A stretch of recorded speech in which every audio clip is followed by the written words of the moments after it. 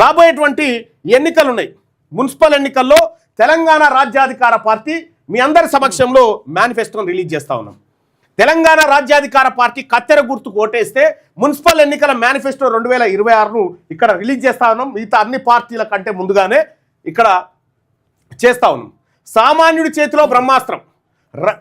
తెలంగాణ రాష్ట్రంలో మున్సిపల్ ఎన్నికల్లో కత్తెర గుర్తును గెలిపిస్తే రైట్ టు రీకాల్, ఓటు వాపస్ తీసుకునే హక్కు ఇస్తాం.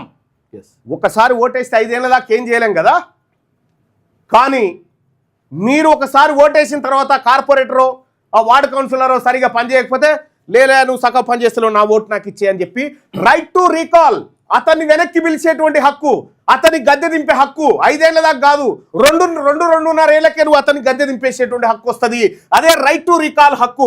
దమ్ముంటే Congress party, BRS party, BJP పార్టీకి నేను అడుగుతా ఉన్నా, మీకు దమ్ముంటే మీరు మునగాళ్ళు అయితే మీ మేనిఫెస్టోలో ఇది పెట్టరు.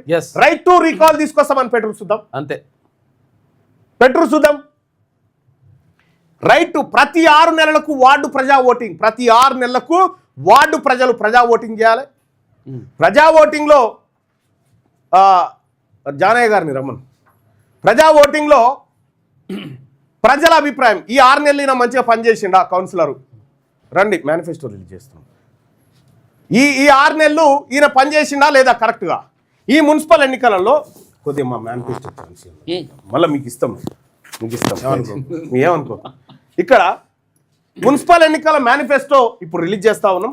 ఇక్కడ తెలంగాణ రాజ్యాధికార పార్టీకి ఓటేస్తే సామాన్యుడి చేతిలో బ్రహ్మాస్త్రం రైట్ టు రీకాల్, ఓటు వాపస్ తీసుకునే హక్కును ప్రజలకు ఇస్తాం.